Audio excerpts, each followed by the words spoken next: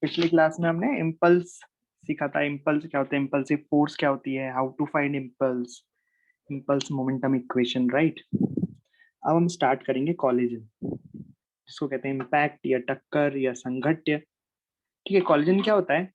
When two और more bodies collide then impulsive forces act between them. जब दो bodies आपस में टकराती हैं तो मैंने बताया था कॉलिजन की वजह से इम्पल्सिव फोर्सेस आते हैं बहुत छोटे टाइम के लिए। कॉलिजन का समय कितना होता है? बहुत कम होता है ना। तो उससे क्या होता है कि इंडिविजुअल बॉडी का मोमेंटम चेंज हो जाता है, दैट इज कॉलिजन। ठीक।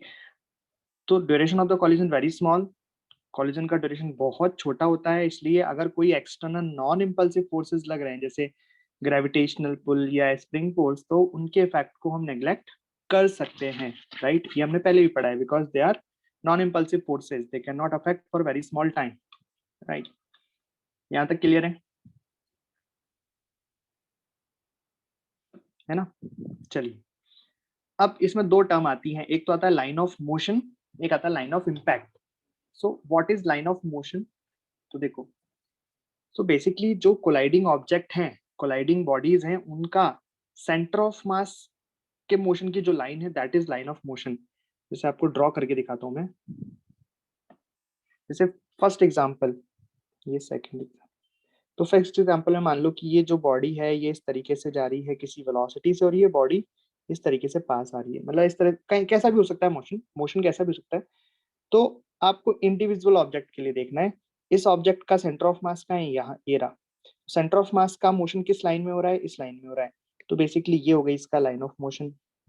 ठीक है, अब यहाँ पे कोइंसिडेंटली दोनों एक दूसरे के सामने आ रहे हैं, एक दूसरे से एकदम। ठीक है, तो ये इसका लाइन ऑफ मोशन हो गया। So basically, what is the line of motion? These are the lines along which COM of colliding bodies move. जैसे नीचे वाले के लिए मान लो कि ये ऊपर वाली बॉडी इस तरीके से मूव कर रही है, ये इस तरह से मूव कर रही है, तो ऊपर वाली का लाइन ऑफ मोशन ये हो गया, और नीचे वाले के लिए लाइन ऑफ मोशन ये हो गया। रही बात समझ में? ये होता है लाइन ऑफ मोशन, LOM। तो बेसिकली लाइन ऑफ मोशन कुछ भी नहीं है, वो जिस तरीके से बॉडी मूव कर रही है वही वाली लाइन, सेंटर ऑफ मास के मोशन की लाइन को लाइन ऑफ मोशन कहते हैं। जैसे यहाँ पे मान लो ये जो है इंक्लाइन प्लेन, ये तो फिक्स्ड है, ऊपर जो बॉल है वो नीचे गिर रही है इस तरीके से। ठीक है, तो लाइन ऑफ मोशन क्या हो गया? ये हो गया इसका लाइन ऑफ मोशन। अरे कोई दिक्कत है लाइन ऑफ मोशन में? बोलो, लाइन ऑफ मोशन में कोई दिक्कत है? अब हम बात करेंगे लाइन ऑफ इम्पैक्ट की। So what is line of impact?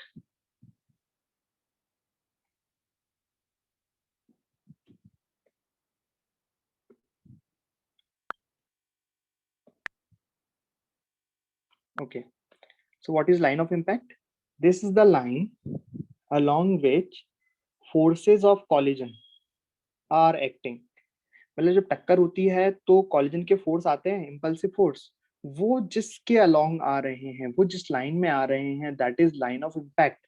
जैसे हम एग्जांपल से समझें यहाँ पे, फर्स्ट एग्जांपल में ये बॉडी जब टकराएंगी, तो ये जब बॉडी टकराएंगी तो ऐसे आमने, अच्छा जनरली ये क्या होती है? कॉमन नॉर्मल होती है। जो दो बॉडीज आपस में टकरा रही हैं उनका जो कॉमन नॉर्मल होगा जब ये टकराएंगी उस वक्त, जैसे ये वाली बॉडी इस तरीके से टकराएगी, टकराएगी, इसके पास आ रही है, टकराएगी, यहाँ टकराएगी, तो इन दोनों का जो कॉमन नॉर्मल होगा टकराते वक्त, दिख रहा है आपको यहाँ, वो क्या हो जाएगा? That is line of impact. जैसे इस वाले केस में जो लाइन ऑफ इम्पैक्ट होगा वो ये हो जाएगा, दिख रहा है भाई? जो इनके कॉलिजन वाले फोर्सेस आएंगे वो किस तरफ आएंगे? कॉलिजन वाले फोर्सेस ये जब टकराएगा तो इसमें इस तरफ आएगा, ऐसे आएगा, और इसमें ऐसे आएगा। सो कॉलिजन के फोर्सेस जिस लाइन पर आते हैं जनरली क्या होती है? कॉमन नॉर्मल दोनों का, that is line of impact. ये लाइन ऑफ इम्पैक्ट हो जाएगी। सेकंड वाले केस में बताओ लाइन ऑफ इम्पैक्ट क्या होगी? तो देखो यहाँ पे, अच्छा दोनों की वेलोसिटीज तो बना दूं कि भाई इस वाले केस में ये इस तरीके से आ रहा था और वेलोसिटीज इस तरीके थी, यहाँ पे भी वेलोसिटी कुछ ऐसी है, इस तरफ आ रहा है और ये इस तरफ आ रहा है। तो बताओ यहाँ कैसा होगा? तो ये बॉल है, इसके पास आती जाएगी, आती जाएगी, आती जाएगी, आती जाएगी, तो यहाँ पे टकराएंगे इस तरीके से, टकराए। तो देखो कॉमन नॉर्मल आप क्या खींचोगे? कॉमन नॉर्मल क्या होगा? ये वाला लाइन, ये होगा ना कॉमन नॉर्मल। बोलो,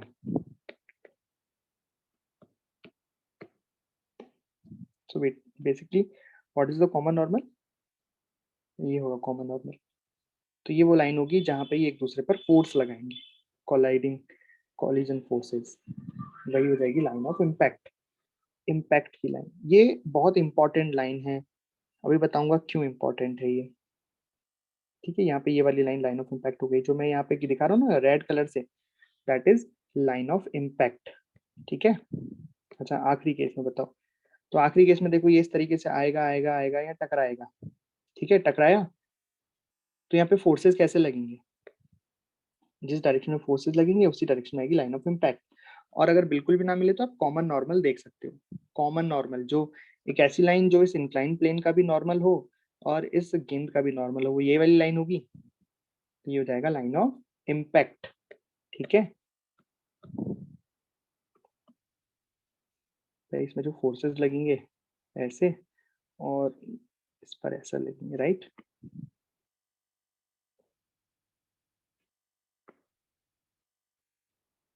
अभी लाइन ऑफ इम्पैक्ट इतनी जरूरी क्यों है, देखो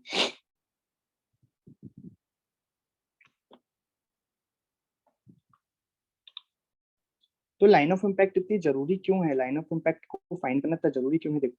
so this is the line along which momentum of individual body changes, मतलब बेसिकली जैसे टक्कर हुई, इसकी वेलोसिटी पहले कुछ थी u1 u2, ठीक है, टकराने के बाद कोई वेलोसिटी हो जाएगी, तो जो मोमेंटम चेंज होगा वो इस लाइन ऑफ इम्पैक्ट के अलोंग ही होगा। मतलब ये कह सकता हूँ कि the momentum of individual body will not change in direction perpendicular to line of impact.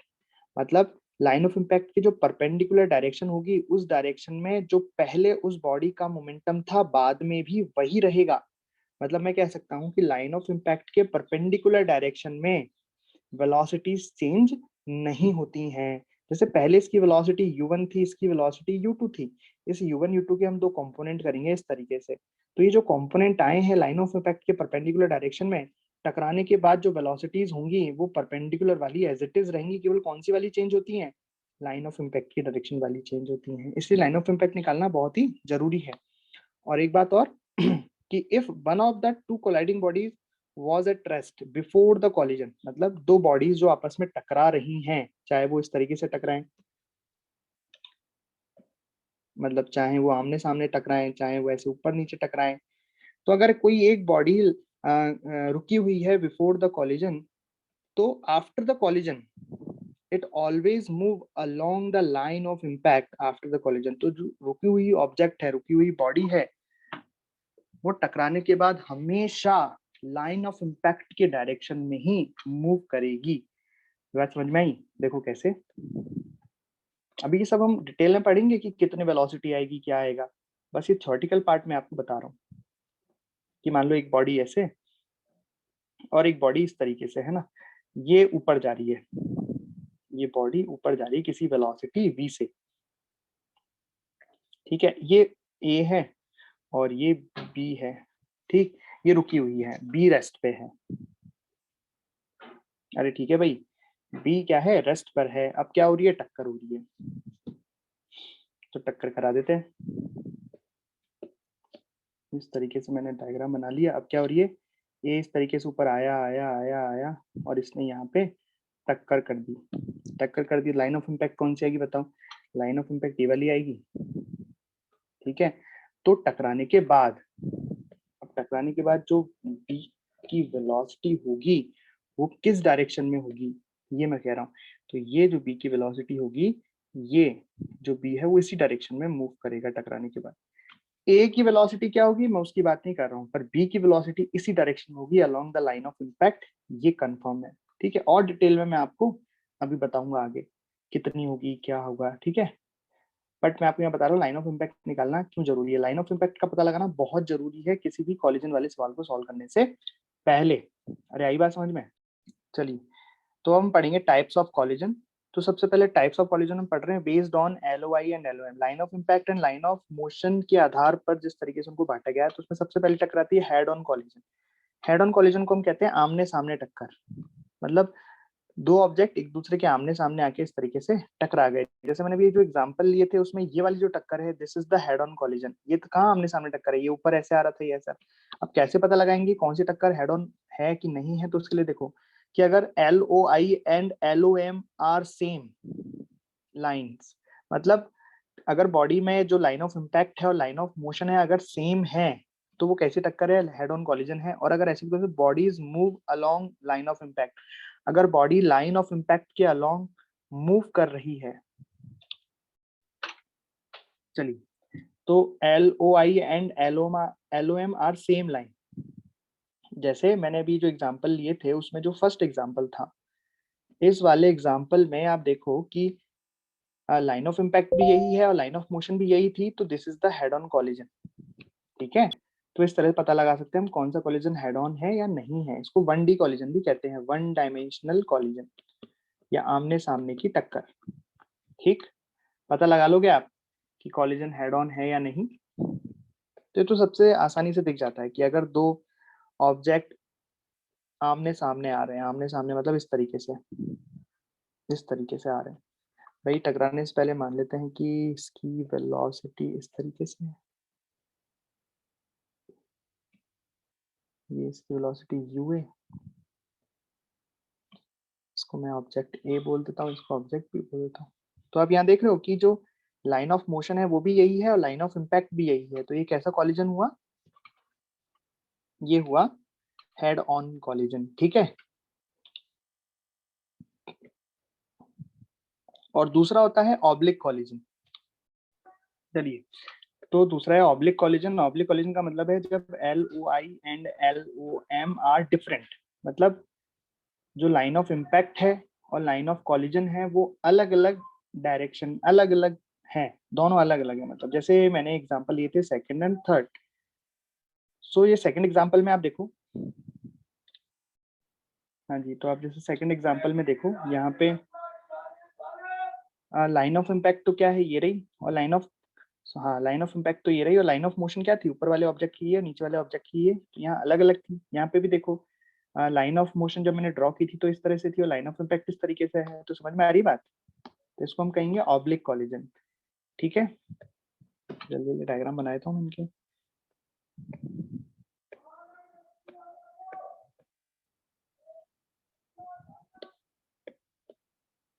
बस इतना ही अंतर होता है कि इसके इस बार एकदम आमने सामने नहीं है, थोड़ा सा नीचे है ना। तो इस बार क्या हो जाएगा बताओ, लाइन ऑफ इम्पैक्ट तो कैसी आ जाएगी, इस तरीके से आ जाएगी भाई। मैं अगर इसको कोलाइड करा दूं यहाँ पे इस तरीके से आ गई, तो लाइन ऑफ इम्पैक्ट तो क्या हो जाएगी, लाइन ऑफ इम्पैक्ट तो ये हो जाएगी और लाइन ऑफ मोशन ये हो जाएगी, तो है ना अलग अलग इससे। ठीक है, समझ में आ गया।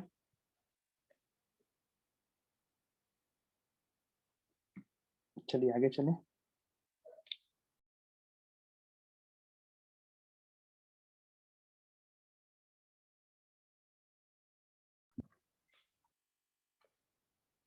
So based on line of impact and line of motion,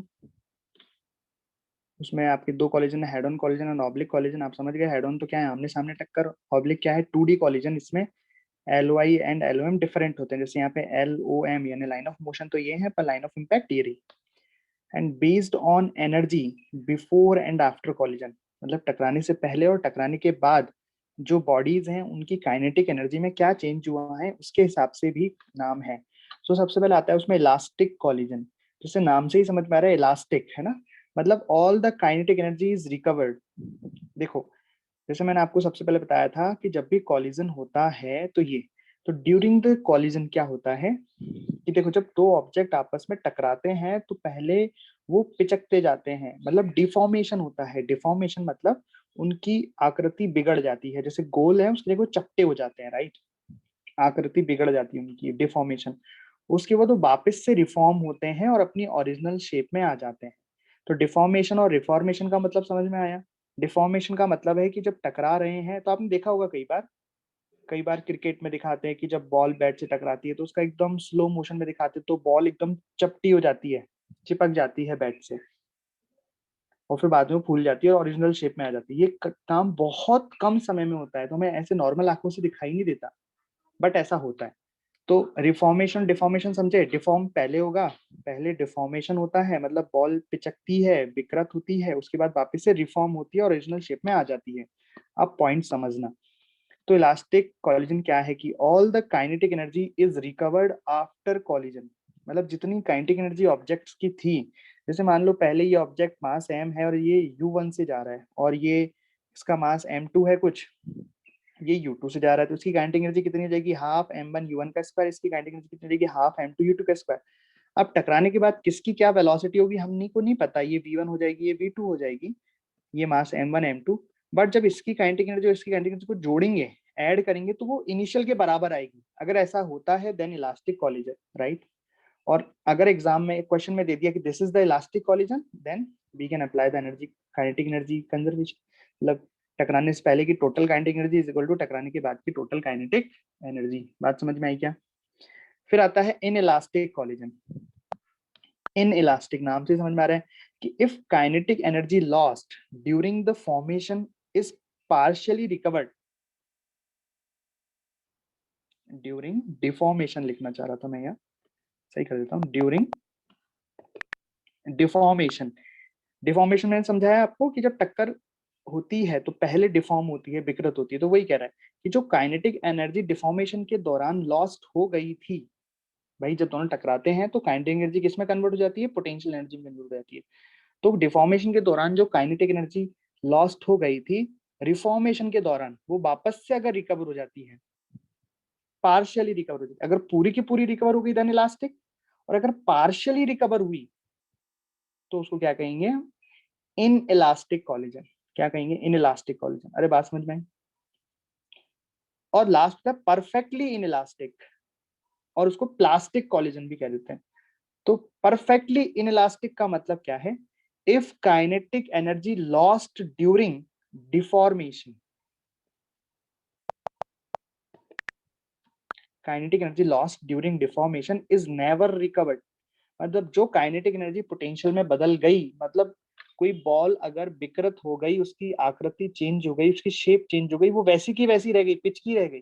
कई बार नहीं होता, हम प्लास्टिक की बॉल, रबर की बॉल से जब शॉट मारते तो रबर की बॉल तो वैसी शेप की रहती है, चाहे कितनी भी जोर से शॉट मारो उसमें, राइट। लेकिन कई बार जब प्लास्टिक की बॉल से खेलते हैं, बच्चों के साथ खेलते हैं ना कई बार घर में ही, तो अगर ज्यादा जोर से शॉट मार देते तो बॉल पिचक जाती है। वही, तो जो एनर्जी काइनेटिक एनर्जी लॉस्ट हुई ड्यूरिंग द डिफॉर्मेशन, वो कभी रिकवर ही नहीं हुई, राइट। अगर पार्शियली रिकवर होगी तो इनइलास्टिक, रिकवरी नहीं हुई तो परफेक्टली इनइलास्टिक, राइट। और अगर पूरी की पूरी रिकवर हो गई यानी काइनेटिक एनर्जी इज कंजर्व, तो हम उसे कहेंगे इलास्टिक कॉलिजन। बात समझ में आई?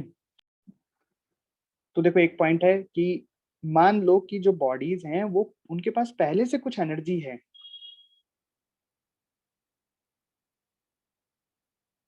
some kind of deformation, ये बॉडीज हैं सब डिफॉर्मेशन एनर्जी स्टोर। तो कॉलिजन से पहले ही उनके अंदर एनर्जी है, जैसे स्प्रिंग है, स्प्रिंग ऑलरेडी कुछ दबी हुई है तो उसमें ऑलरेडी कुछ ना कुछ एनर्जी है। तो ऐसा भी होता है कई बार कि आफ्टर द कॉलिजन वो वाली एनर्जी भी बाहर निकल जाती है, तो उस केस में काइनेटिक एनर्जी जो इनिशियल थी उससे भी ज्यादा काइनेटिक एनर्जी उस ऑब्जेक्ट की हो जाती है। देखो उसको समझाने के लिए मैं आपको एक एग्जांपल देता हूँ। जैसे ये सबसे नॉर्मल केस है, जैसे हमने किसी बॉल को यहाँ से रिलीज किया, ड्रॉप किया है ना, इस तरीके से, कितनी हाइट से, एच हाइट से रिलीज किया, ठीक है। तो हमने बॉल को यहाँ से रिलीज किया, तो क्या होगा, बॉल नीचे आएगी, नीचे आते आते इसकी स्पीड बढ़ती जाएगी, बढ़ती जाएगी, बढ़ती जाएगी, ठीक है। यहाँ पे मान लो ये v वेलोसिटी से टकराई, टकराने के बाद जब ये ऊपर जाएगी, तब अगर इसकी वेलोसिटी एज इट इज इतनी कितनी हो गई, तो क्या होगा, बॉल कितना ऊपर जाएगी, बॉल उतनी ही हाइट तक जाएगी जहां से उसे छोड़ा गया था, जहां से उसे रिलीज किया गया था, ठीक है। और अगर मान लो बॉल नीचे आई आई यहाँ पे टकराई, यहाँ पे वेलोसिटी भी थी, लेकिन जब ये बॉल वापस गई तो ये वेलोसिटी कुछ कम हो गई, ये वेलोसिटी कुछ कम हो गई, तो बॉल उतनी हाइट तक नहीं जाएगी, थोड़ी कम हाइट तक बॉल जाएगी, ठीक है, यही होगा। लेकिन इस केस में क्या कह रहे हैं कि मान लो बॉल कुछ ऐसी है कि उसके पास ऑलरेडी कुछ एनर्जी है, या फिर नीचे जो सरफेस है वो हार्ड सरफेस ना हो के नीचे स्प्रिंग है, स्प्रिंग लगी हुई है यहाँ, है ना।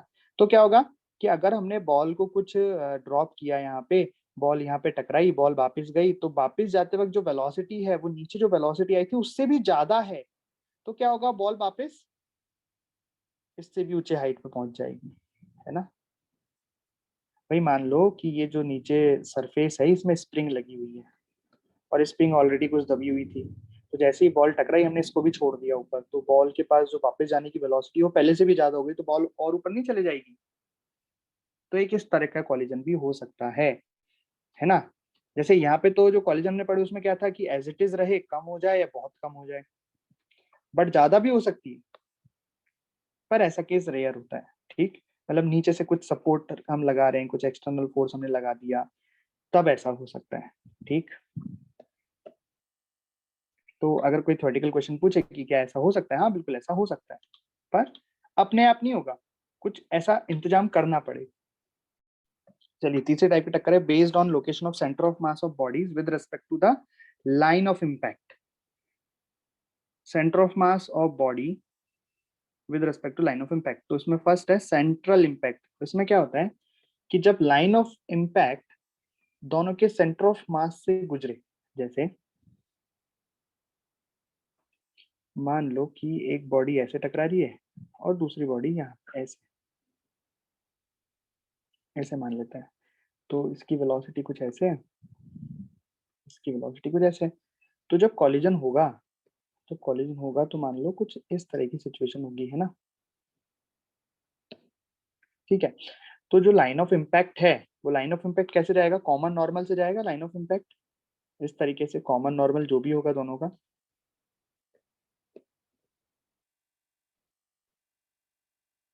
है ना। तो यहाँ पे जो कॉमन नॉर्मल होगा वो सेंटर ऑफ मास से भी गुजरेगा, तो बेसिकली यहाँ पे जो लाइन ऑफ इम्पैक्ट है वो सेंटर ऑफ मास से गुजर रही है ना। ये आमने सामने भी टक्कर हो उस केस में भी ऐसा होगा,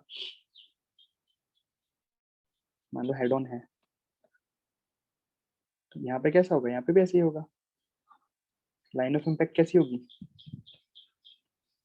तो यहाँ पे जो लाइन ऑफ इम्पैक्ट है वो सेंटर ऑफ मास से गुजर रही है, तो इस चक्कर को हम बोलेंगे सेंट्रल इम्पैक्ट। लेकिन दूसरी होती है इसेंट्रिक इम्पैक्ट।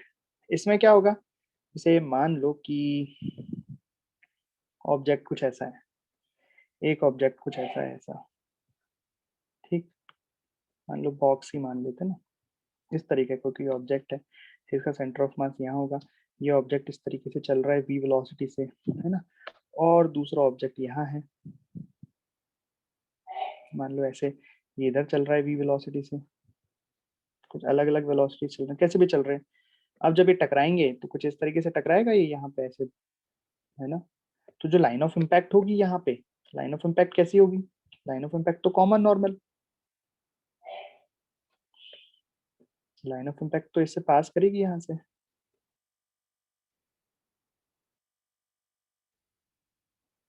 इस तरीके से, है ना।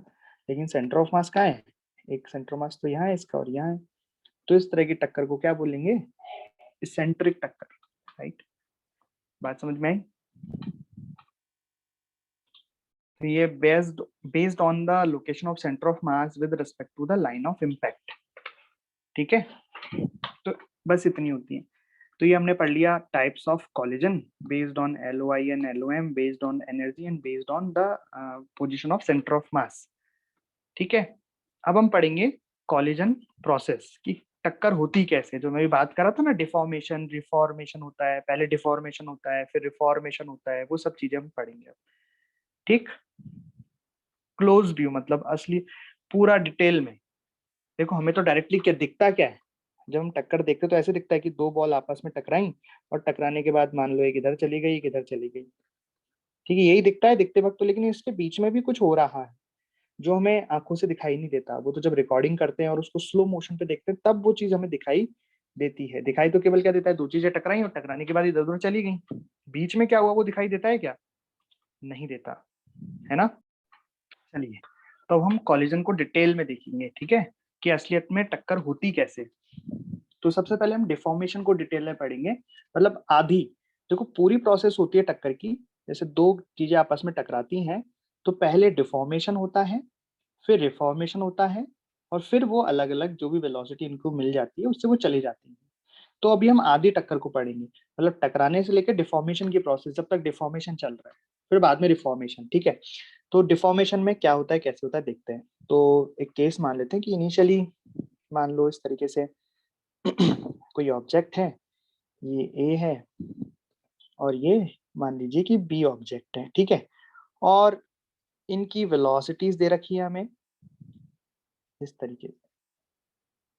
तो इसकी वेलोसिटी हमें दे रखी है u1 और इसकी वेलोसिटी दे रखी है u2, और ऑब्वियस है टक्कर तभी होगी जब u1 बड़ा होगा u2 से। अरे सही बात है ना, ये अभी आगे चल रहा है, ये भी आगे चल रहा है, ये ज्यादा होगा तभी तो इसको पीछे से टक्कर मारेगा।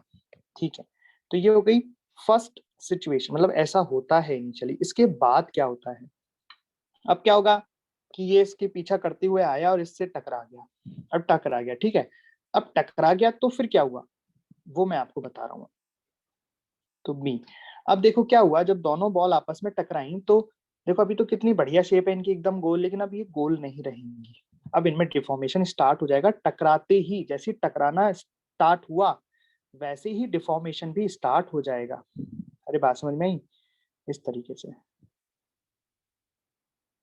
ठीक है, ये क्या हो रहा है, डिफॉर्मेशन अभी क्या स्टार्ट हो गए, टकराना स्टार्ट हो चुके हैं, तो इनमें deformation is taking place, right.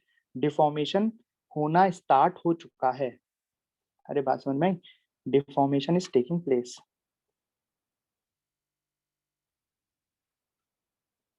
अभी पूरी तरीके से हुआ नहीं है, स्टार्ट हुआ है डिफॉर्मेशन होना।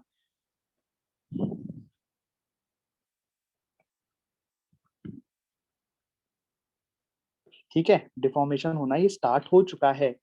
तो देखो उससे होगा क्या, देखो पहले इनकी वेलोसिटी u1 थी, अब टक्कर हुई, तो टक्कर में फोर्सेस कैसे लगेंगे बताओ भाई।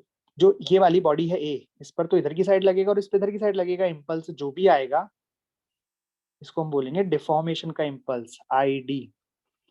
भाई कॉलिजन हुआ, कॉलिजन की वजह से कॉलिजन वाले फोर्सेस आए, फोर्सेस की वजह से इम्पल्स आया। तो ए पर किधर आया, इधर, और बी पर किधर आया, इधर, राइट।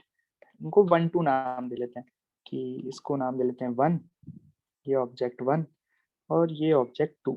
ठीक है, वैसे ये 1 और ये 2। समझ गए यहाँ तक। तो उससे जो वेलोसिटीज होंगी, वेलोसिटी पर भी असर पड़ेगा कि नहीं पड़ेगा बताओ। भाई बिल्कुल पड़ेगा। भाई इसके पास वेलोसिटी u1 थी, इसके पास u2 थी, अब ये कुछ अलग हो जाएगी u1 डैश, और ये कुछ हो जाएगी u2 डैश। भाई चेंज हो जाएंगी वेलोसिटीज, ऑब्वियस है चेंज हो ही जाएंगी वेलोसिटी। फिर क्या होगा, डिफॉर्मेशन चलता रहेगा चलता रहेगा चलता रहेगा चलता रहेगा, पर कभी तो बंद होगा भाई, कभी तो इसकी लिमिट आएगी। डिफॉर्मेशन होता ही थोड़ी रहेगा भाई, एक पॉइंट आएगा जब डिफॉर्मेशन रुक जाएगा, राइट। अरे आएगा कि नहीं आएगा वो पॉइंट, जब डिफॉर्मेशन रुक जाएगा। यहाँ पे डिफॉर्मेशन हो रहा है, तो एक पॉइंट आएगा जब डिफॉर्मेशन मैक्सिमम हो जाएगा, भाई उसके बाद डिफॉर्मेशन नहीं हो सकता। जितना वेलोसिटी थी उस हिसाब से ये डिफॉर्मेशन मैक्सिमम है। ठीक है, तो अब एक पॉइंट आ गया जब डिफॉर्मेशन मैक्सिमम हो गया, जो भी है, ये नहीं कह रहा हूँ कि एकदम आधी आधी पिचक जाएंगी बॉल, जितनी भी पिचकेंगी, पर ये डिफॉर्मेशन मैक्सिमम हो गया यहाँ पे। ठीक, ये फर्स्ट बॉल, ये सेकंड बॉल। तो यहाँ पे क्या खासियत होती है, यहाँ पे खासियत होती है मैक्सिमम डिफॉर्मेशन में क्या होता है कि देखो जो इनकी वेलोसिटीज थी ना, देखो यहाँ पे तो अलग अलग थी। स्टार्टिंग में u1 और u2 थी, फिर डिफॉर्मेशन स्टार्ट हुआ तो u1 डैश u2 डैश हो गई। यहाँ पे डिफॉर्मेशन मैक्सिमम हो चुका है, क्या लिख दूं उसको, मैक्सिमम डिफॉर्मेशन।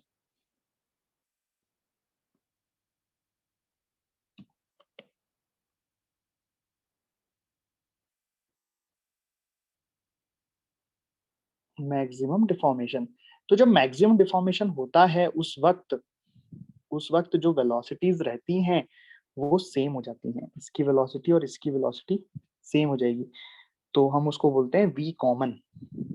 वी कॉमन को हम वीसी से रिप्रेजेंट कर सकते हैं, राइट। वीसी, वीसी का मतलब क्या है वो भी लिखता हूँ, वीसी का मतलब है वी कॉमन। तो मैक्सिमम डिफॉर्मेशन में इनकी वेलोसिटी सेम हो जाएगी। और कैसे, ये बात हम ऑलरेडी देख चुके हैं, जब कल परसों हम थोड़े दिन पहले स्प्रिंग के सवाल कर रहे थे, मैंने बताया था मैक्सिमम एक्सटेंशन में या मैक्सिमम कंप्रेशन के टाइम दोनों जो ब्लॉक होते हैं उनकी वेलोसिटी, रिस्पेक्टिव वेलोसिटी, उन दोनों की रिस्पेक्टिव, एक दूसरे के रिस्पेक्ट में वेलोसिटी जीरो हो जाती है या वेलोसिटी सेम हो जाती है, कुछ भी कह सकते हैं। अरे याद है कि नहीं।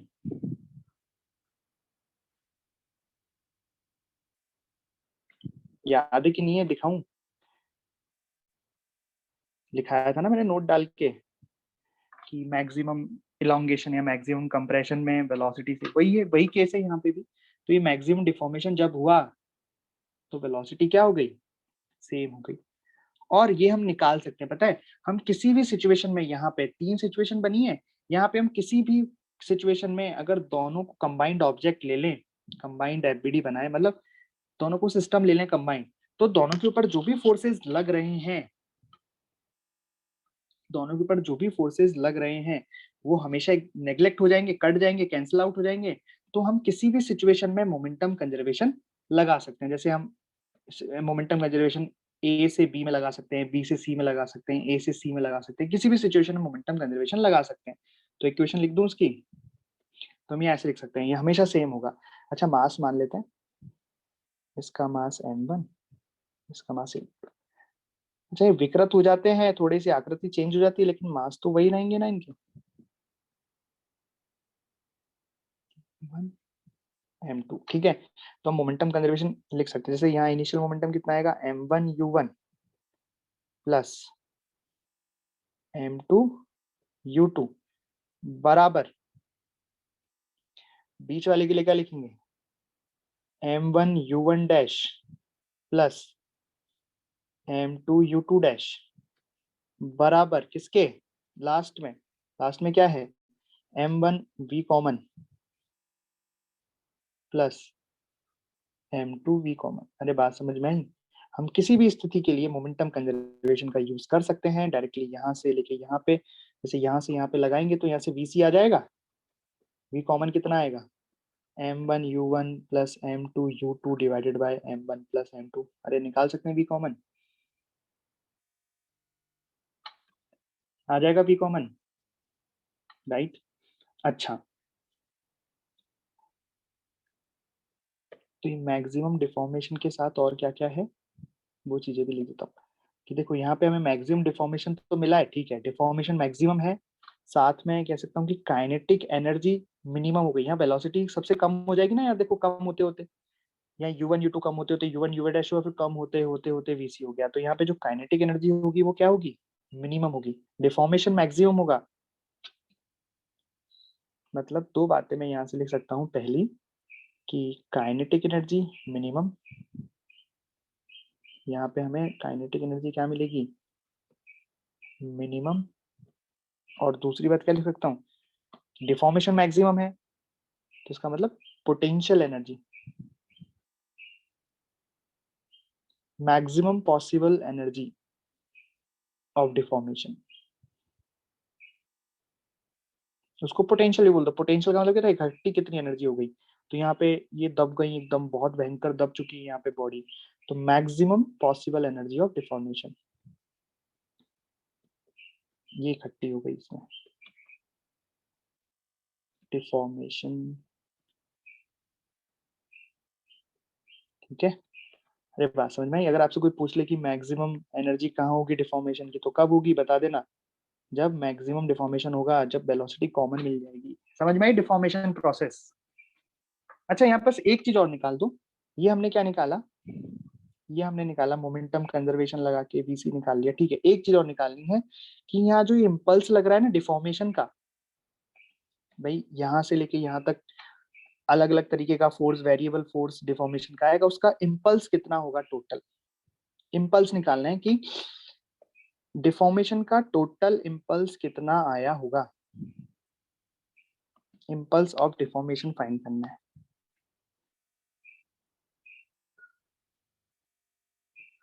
इम्पल्स ऑफ डिफॉर्मेशन, बताओ कैसे निकालेंगे इम्पल्स? निकाल भाई, इम्पल्स किसका निकलता है, फोर्स का। आपको क्या लग रहा है ए से सी तक जाने में कितना टाइम लगा होगा, ये टकराए, टकराने से लेके ये टकराना स्टार्ट हुआ और मैक्सिमम डिफॉर्मेशन कितना टाइम लगेगा, बहुत कम समय लगेगा। तो हम बेसिकली इम्पल्स किसका निकाल रहे हैं भाई, यहाँ पे कुछ कॉलिजन फोर्स आए होंगे ना, उन कॉलिजन फोर्सेस का इम्पल्स निकाल रहे हैं। अब वो डिफॉर्मेशन हो रहा है तो उसको नाम दे दिया जाता है इम्पल्स ऑफ डिफॉर्मेशन। तो कैसे निकालें भाई, कैसे भी निकाल लो, या तो m1 के लिए लिख दो इक्वेशन मोमेंटम इम्पल्स की, या m2 के लिए लिख दो, सेम आंसर आएगा। लिख देते हैं, देखो। तो पहले मैं m1 के लिए लिख देता हूँ। तो मैं क्या लिख रहा हूँ, इम्पल्स ड्यू टू डिफॉर्मेशन। क्या लिखेंगे, mass into v final minus v initial. तो m1 का मास तो m1 ही है, v फाइनल कितना है, v common minus initial velocity इसकी कितनी थी, u1 वेक्टर। भाई चाहो तो ऐसे निकाल दो, आपकी इच्छा है। अगर आप m2 पे इक्वेशन लिखना चाह रहे हो तो वहां से भी सेम आंसर मिलेगा, इम्पल्स ऑफ डिफॉर्मेशन कितना, मास m2, v कॉमन इसकी फाइनल वेलोसिटी कितनी है, v कॉमन vc ही है माइनस u2। ये ऑटोमेटिक एकदम सेम आएंगे। अरे बात समझ में आई क्या, ये पूरी बातें आपको समझ में आ गई यहाँ पे।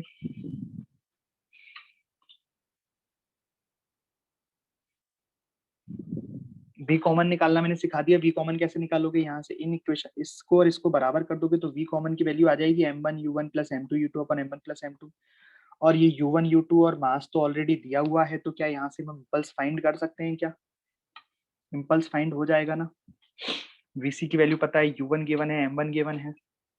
ठीक, चलिए अब हम पढ़ते हैं रिफॉर्मेशन प्रोसेस। तो ये तो क्या हो गई, कॉलिजन प्रोसेस में पहली प्रोसेस हो गई डिफॉर्मेशन। पहले तो डिफॉर्मेशन होता है और इस तरीके से यहाँ तक पहुंच जाता है। अब इसके आगे की कहानी वो हम पढ़ेंगे, उसको कहेंगे रिफॉर्मेशन। ठीक है भाई,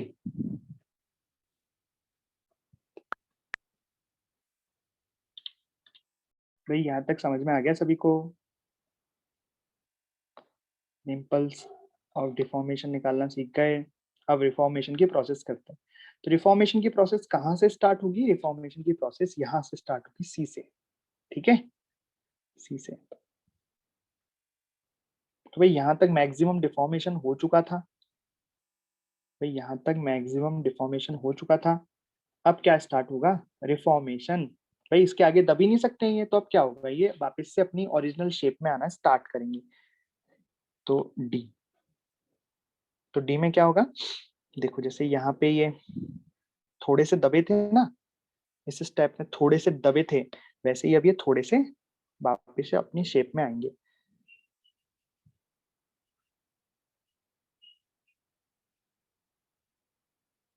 इस तरीके से, ठीक है। इनकी वेलोसिटी कुछ v1 dash and v2 dash हो जाएगी, v1 डैश v2 डैश, है ना। ये 1 है, ये 2 है, ठीक है। तो ये मैक्सिमम डिफॉर्मेशन हो गया था यहाँ तक। अब क्या आएगा, इसको क्या बोलेंगे, रिफॉर्मेशन इज टेकिंग प्लेस, मतलब रिफॉर्मेशन स्टार्ट हो चुका है। रिफॉर्मेशन मतलब जो इनकी आकृति बिगड़ गई थी अब वो वापस से अपनी शेप लेने लगी है।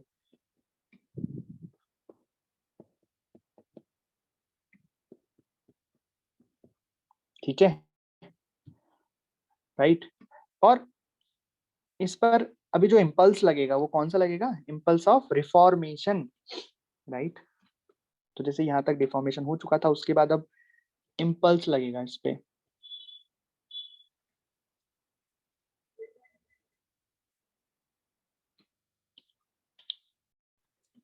तो ये वेलोसिटी सबसे कम आती है, वी कॉमन वाली। इसके बाद अब वेलोसिटी वापस से बढ़ना स्टार्ट कर देगी, ठीक है। और इस पर इम्पल्स लगेंगे, वो इम्पल्स क्या कहलाएंगे, अब रिफॉर्मेशन के इम्पल्स, इम्पल्स ऑफ रिफॉर्मेशन। वो क्या थे, इम्पल्स ऑफ डिफॉर्मेशन, राइट। अच्छा, ये वी कॉमन किसके बराबर होगा, हम स्प्रिंग में पढ़ाया था ना मैंने कि ये वी कॉमन किसके बराबर होगा, ये v common velocity of centre of mass के बराबर होगा। भाई velocity of centre of mass निकालोगे तो कितनी आएगी, m1 u1 plus m2 u2 अपन m1 प्लस m2। और देखो वी कॉमन निकालो, यहाँ से भी वही आ रही है। ओके, खैर ऐसी बता दी जानकारी की। तो reformation is taking place now, these are the impulse of reformation. तो फाइनल स्टेप आ जाएगी कि जब ये दोनों अच्छे से रिफॉर्म हो गए, रिफॉर्म हो चुके हैं, मैक्सिमम रिफॉर्मेशन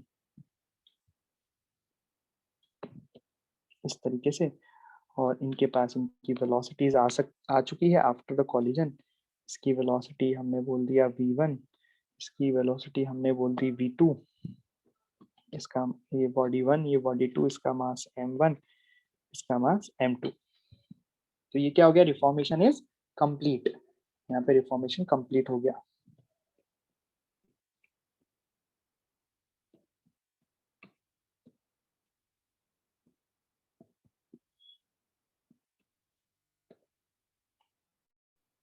इस तरीके से, अरे बात समझ में आई। तो यहाँ पे भी हम मोमेंटम कंजर्वेशन लिख सकते हैं, जैसे यहाँ लिखा था वैसे ही। तो क्या लिख सकते हैं, जैसे यहाँ पे इसके लिए क्या लिखेंगे, m1 vc plus m2 vc is equal to m1 v1 dash plus m2 v2 dash, और finally m1 v1 plus m2 v2। ठीक है, और यहाँ पे भी हम क्या निकालेंगे, इम्पल्स ऑफ रिफॉर्मेशन।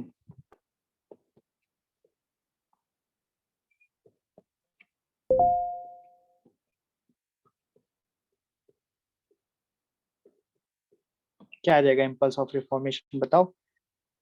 मैं लिखूंगा आई आर वेक्टर, पहले मास m1 के लिए लिख देता हूँ।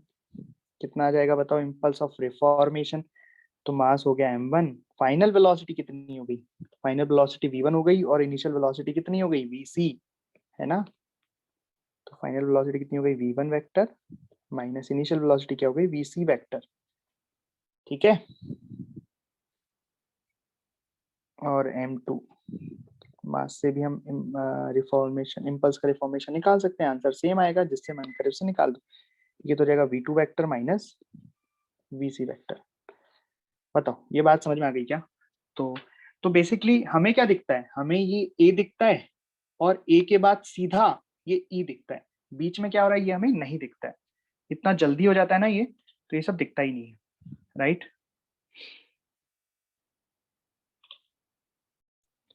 चलिए, तो कुल मिला के हमने कोलिजन प्रोसेस देखा, हम कुछ बातें सीखे। इसमें बातें क्या सीखे कि पूरे प्रोसेस में हम मोमेंटम कंजर्वेशन लगा सकते हैं किसी भी मोमेंट पर, बस दोनों बॉडीज फ्री होनी चाहिए, लेकिन ठीक है, कंडीशन है कि दोनों बॉडीज फ्री होनी चाहिए। फ्री का मतलब जैसे यहाँ दोनों बॉल हैं भाई, दोनों फ्री हैं। अब जैसे अगर के सामने ऐसा केस आ जाए कोई कि एक बॉल जो कि किसी दीवार से जाके टकरा रही है, तो क्या हम उस केस में मोमेंटम कंजर्वेशन लगा सकते हैं क्या। ये जाके एक दीवार से टकरा गई, और दीवार हिल थोड़ा ना सकती है ना। तो बेसिकली जब ये बॉल इस दीवार से टकराएगी, जब ये बॉल इस दीवार से टकराएगी, है ना, तो फोर्सेस कैसे कैसे लगेंगे, तो आपको समझ में आ जाएगा मोमेंटम कंजर्वेशन लगा सकते हैं कि नहीं लगा सकते। देखो, हमने यहाँ पे इसको ऐसे टक्कर मारी, तो फोर्सेस कैसे कैसे लगे देखना। आप अगर फोर्सेस देखना सीख जाओगे तो समझ में आ जाएगा। तो यहाँ पे देखो, कॉलिजन की वजह से जो फोर्स लगे वो तो ठीक है, ये नॉर्मल कॉलिजन का लगा, ठीक है। तो उसकी वजह से क्या हुआ, ये बॉल का रिफॉर्मेशन डिफॉर्मेशन कुछ हुआ होगा, ठीक है। लेकिन ये जो वॉल है, ये वॉल पहले रुकी हुई थी, बाद में भी रुकी रहेगी भाई। इस नॉर्मल, ये सॉरी, जो कॉलिजन का फोर्स आया, इसकी वजह से वॉल पर कुछ भी असर नहीं पड़ेगा। क्यों नहीं पड़ेगा, क्योंकि वॉल के जो सपोर्टिंग फोर्स हैं, समझ रहे हो आप, वॉल के जो सपोर्टिंग फोर्स हैं, यहां से भी तो कुछ ना कुछ एक्सटर्नल फोर्स आएगा जो इस एन को बैलेंस करेगा, जो इस इम्पल्सिव फोर्स को बैलेंस करेगा। समझना, यहाँ पे बॉल तो अलग हो गई है ना, वॉल, गेंद की बात करूं, गेंद तो चलो अलग चीज हो गई, इसको तो हमने अलग कर लिया। ये हम केवल दीवार का एफबीडी बनाते हैं। तो दीवार पे ये नॉर्मल लगा कॉलिजन की वजह से, ठीक है भाई, ये समझ में आया, ये इम्पल्सिव होगा, ये बात भी हमें समझ में आई। पर ये बैलेंस कैसे हो रहा है, अगर ये बैलेंस नहीं होता, इसका मतलब बॉल खिसक जाती। साउथ की मूवीज में होता है ना वैसा, कि जीप के लात मारी, जीप खिसक गई, बट असलियत में ऐसा नहीं होता है। तो इसका मतलब कुछ फोर्सेस हैं इस पर जो बाहर से लगे हैं, किसको बैलेंस करने के लिए, इस कॉलिजन के फोर्स को बैलेंस करने के लिए, राइट। अरे लगे बाहर से, कहीं से लग रहे हैं, इधर से इधर से, है ना। तो इस केस में अगर हम दीवार को और बॉल को अगर सिस्टम ले भी लेते हैं, तब भी एक्सटर्नल फोर्स है ना भाई। इसका मतलब यहाँ पे हम देखो, अकेली बॉल के लिए तो हम मोमेंटम कंजर्व कर ही नहीं सकते, क्योंकि यह नॉर्मल आ रहा है। हम अगर दीवार को और गेंद को, दोनों को ले लें, तब भी हम मोमेंटम कंजर्वेशन नहीं कर सकते क्योंकि यहाँ पे एक्सटर्नल फोर्सेस भी तो आ रहे हैं। बात समझ में आई? तो कुल मिला के यहाँ मोमेंटम कंजर्वेशन नहीं होगा क्योंकि यहाँ पे जो वॉल है, दीवार है, ये फ्री बॉडी नहीं है, फ्री बॉडी नहीं है। ठीक है, तो क्या समझे कि during collision we can conserve linear momentum if both the bodies are free. ठीक है भाई, अदरवाइज नहीं कर पाएंगे। क्यों नहीं कर पाएंगे उसका रीजन मैंने दे दिया। कोई बॉडी अगर फिक्स्ड है तो सपोर्टिंग फोर्स भी तो मिल रहा है उसको, तो वो इनको मोमेंटम कंजर्व नहीं करने देंगे। ठीक है, ओके, आज इतना ही रखेंगे हम। अच्छे से पढ़ के आना पुराना, है ना। और जो मैंने एक बात बोली है कि रिलेटिव मोशन में जो velocity of approach and velocity of separation का कॉन्सेप्ट है वो रिवाइज करना। ठीक है, चलिए, ओके।